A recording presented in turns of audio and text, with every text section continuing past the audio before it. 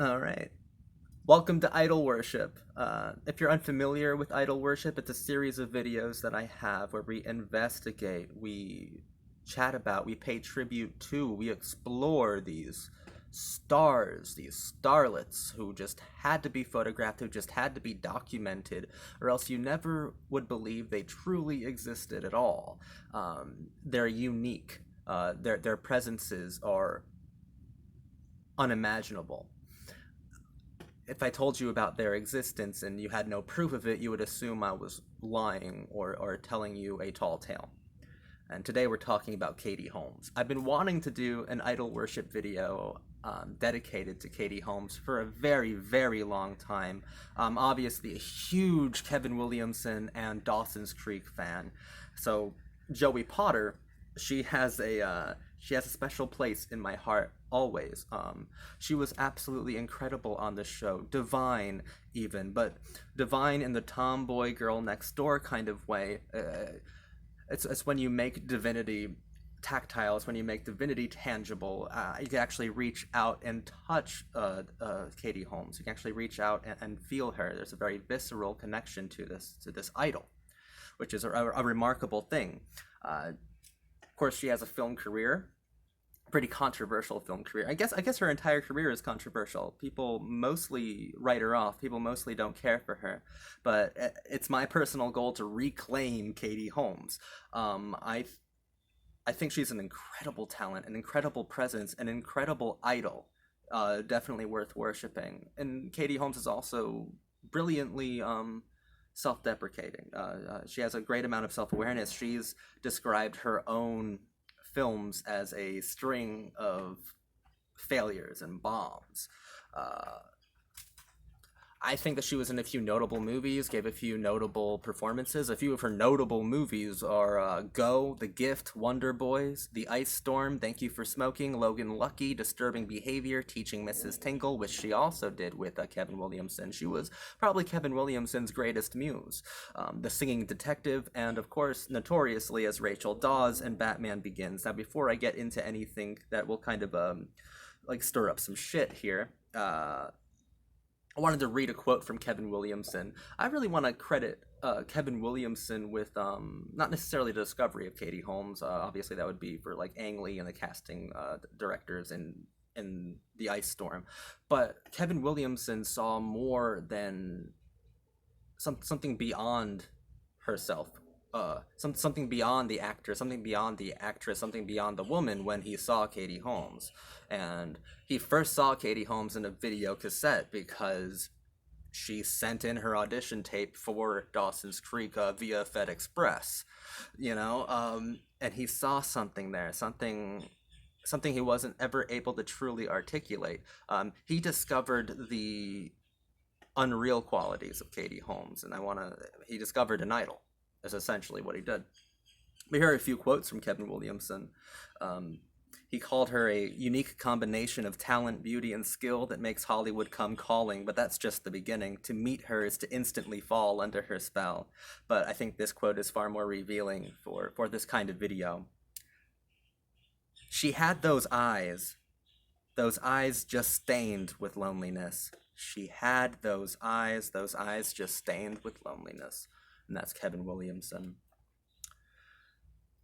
I think that most of Katie Holmes' career post Dawson's Creek is a startling example of how a studio, how an industry, how a landscape, how Hollywood can neutralize the abilities of a young star, of a young gift, of a young talent. Now, first, to do some idol worshipping, I think she's incredibly beautiful. I think she's ridiculously sexy. I think she's amazing to look at. And I think she was like in her prime on Dawson's Creek. There is something so beyond magical there. There is something that really speaks through the TV screen and stirs your heart. Stirs your soul, the very fabric of it, from the television screen, and I think her performance is one of the strongest ones on the show. Of course, Dawson's Creek is a show that is riddled. I think it's wonderfully riddled, but riddled with flowery language. It's essentially a postmodern diatribe because it's in the style of Kevin Williamson, the man who created it. So Katie Holmes often had these huge monologues, these rather tremendously like intimidating like islands of speech, of dialogue that she had to get through, and she did it incredibly. I think she even like created a kind of syntax with her delivery, a kind of speech pattern that was mimicked. Maybe people weren't aware that they were mimicking Katie Holmes, but they were certainly mimicking the Kevin Williamson inflection that Katie Holmes brought to Dawson's Creek, brought to Josephine Potter. That they're definitely mimicking her there. But she captured the hearts of so many young boys and so many young girls who watched that show growing up. And she continues to do so because it has the power of nostalgia. Now, if you were a fan of that show like myself growing up and you go back to watch it, she brings from you that sensitive part of you, that sensitive part of you that you thought died when you hit a certain age. She resurrects it. She reanimates that certain sensitive part of you that you thought was long gone. And it's probably the most beautiful part of you ever because it's your inner child in a large sense. It's a beautiful part of you. She has that quality that I've never seen before. And I know that's a hyper personal kind of statement to make, but she has that quality, at least to myself, at least for me, of making you feel alive again just by watching her. She's a very visceral, very emotive, very unreal kind of performer. Katie Holmes, to me, is a treasure. It's an absolute treasure. And this video has been going on long enough that I can start stirring up some shit, really. She's fine in Batman Begins. She's definitely not the biggest problem of Batman Begins. The person who turns in the worst performance in that film is Christian Bale, but he gets a free pass. Batman Begins also isn't a very good movie to begin with, but if you watch that film and you come away from it as the Razzies did, or as was like trendy at the time, if you come away from it with strong criticism of Katie Holmes and Katie Holmes alone, then you're a tool. You're a fucking idiot. She's completely fine in that movie. She's the least of the film's problems. In fact, I would kind of make her a positive in the film. She seemed unenthused to be there, is a large criticism for Batman Begins, and I would be too. It's a very unenthusiastic film to begin with, and it's a trashy movie. It's a bad movie, and she did perfectly fine in the film itself. And the fact that I even have to spend time talking about Batman Begins, because that's usually the only point of reference for film bros out there who like to make fun of her, that and Jack and Jill or something, but Jack and Jill is post the neutralization of her abilities. Her abilities were neutralized, and it became so trendy to make fun, mock, and ridicule this woman, to kind of brush her off, that when she was in a very public, abusive marriage with Tom Cruise, it was hard for her to get sympathy. Tom Cruise is an absolute psychopath. And imagine that kind of power dynamic for that relationship, or the fact that, like, she was desperately afraid. She was intensely petrified that her child was going to be abducted by Tom Cruise, who was a psychopathic cult leader. And a pretty bad actor on top of that. But if you make it that long in Hollywood, then your body's changed, and your mind's changed, your mentality has changed. He thinks himself a god. He thinks himself something bizarre, something weird. He's a control freak. Remember that Nicole Kidman picture, that meme, that image of Nicole Kidman once she divorced from Tom Cruise, how elated, how relieved she feels. But out of respect for Katie Holmes, that's all I'm going to say about the matter of Tom Cruise, because I hate that Tom Cruise has to be attached to her legacy. But the reason why Tom Cruise is attached to that legacy is because it further neutralizes her outstanding abilities as a screen idol. It further neutralizes it. And I think that's tragic, and I don't understand why Tom Cruise even has a career anymore. That was an extremely public and extremely intense situation for her to be in, and it was abusive, and I don't care how you split it up. That's certainly how it looks. She seemed to be a woman afraid, and I think for good reason. But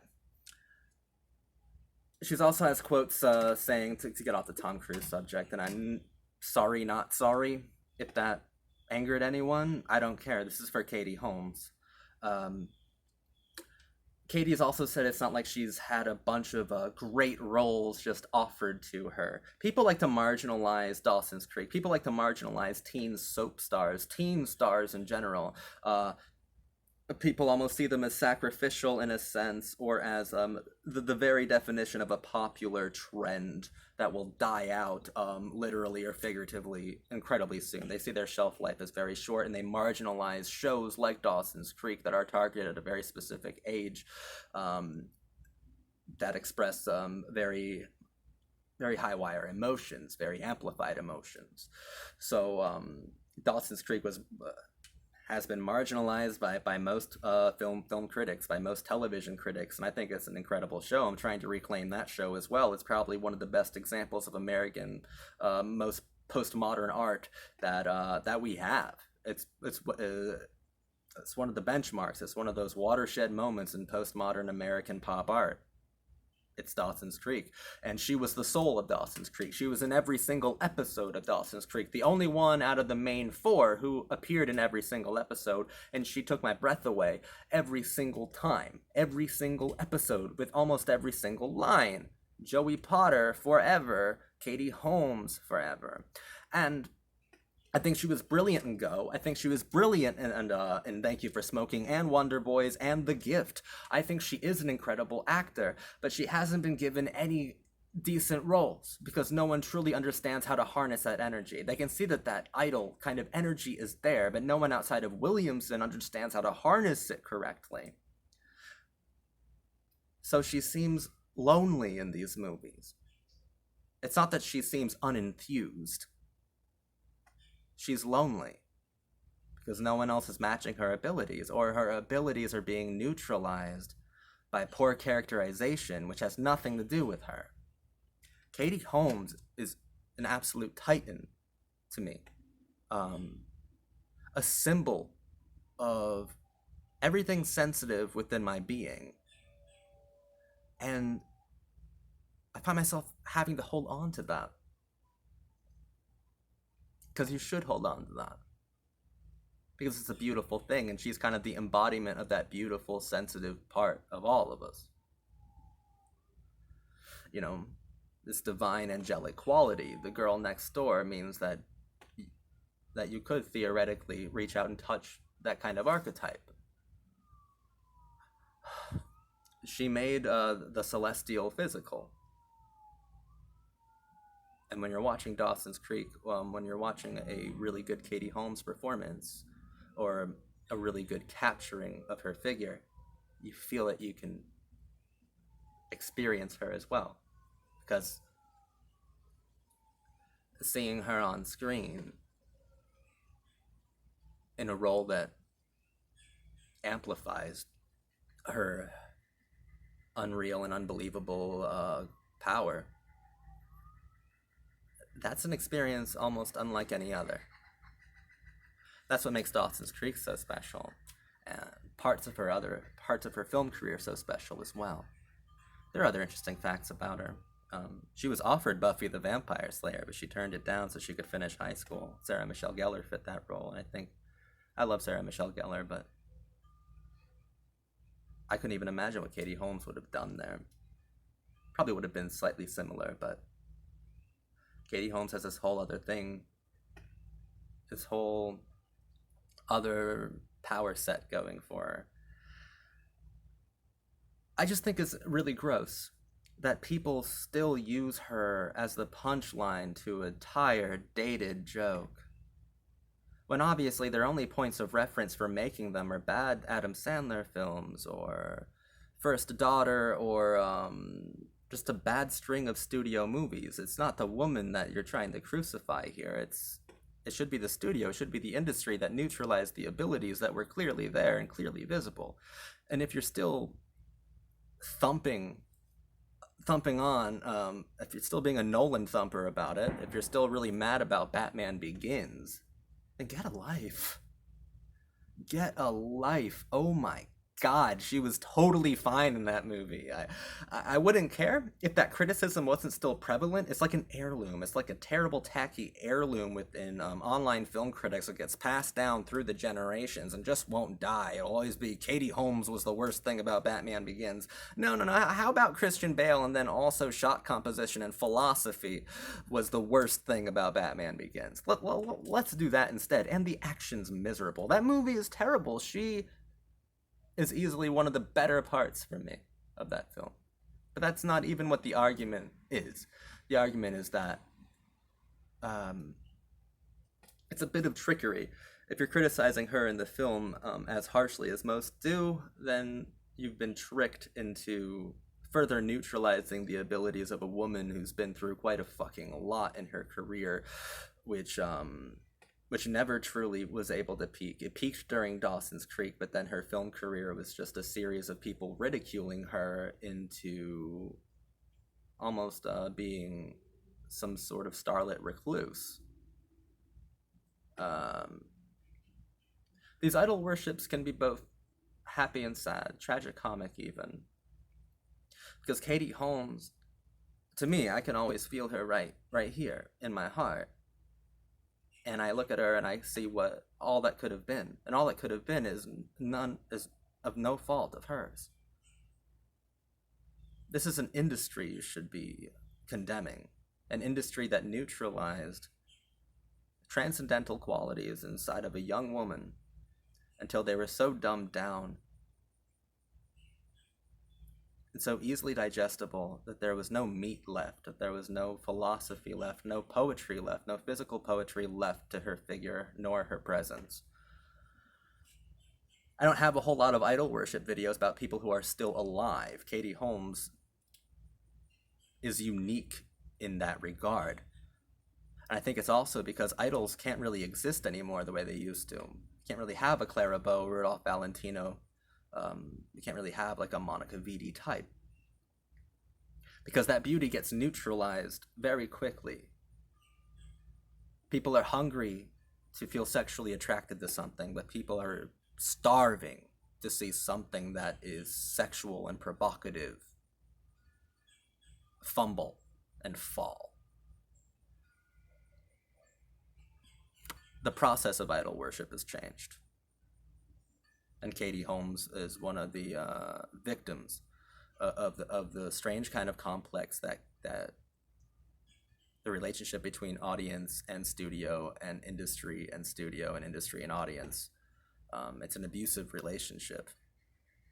But the people who are really hurt by it are ultimately the people who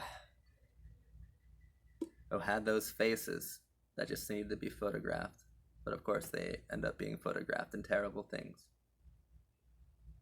And then people love it when they fall down. But Katie Holmes, to me, is unbelievably beautiful, one of a kind. It's wild, this girl next door, so it's one of a kind of every kind. She made idols touchable. And she lives in the heart of a lot of 90s kids. Whether they admit it or not, she's conquered all of us. In the comments, what do you think about Katie Holmes? What's your favorite Katie Holmes performance? Who are some idols that you would like to worship, that you would like to even see me talk about, possibly? I like these videos because we get to investigate these stars in a way that I think is really honest, in a way that is, I think, both hyper-personal but ultimately truthful. I hope you enjoyed this video. My name is Zachary Conan. This is Film Lovers Are Sick People. This has been Idol Worship, Katie Holmes. I think it's about to rain. See ya.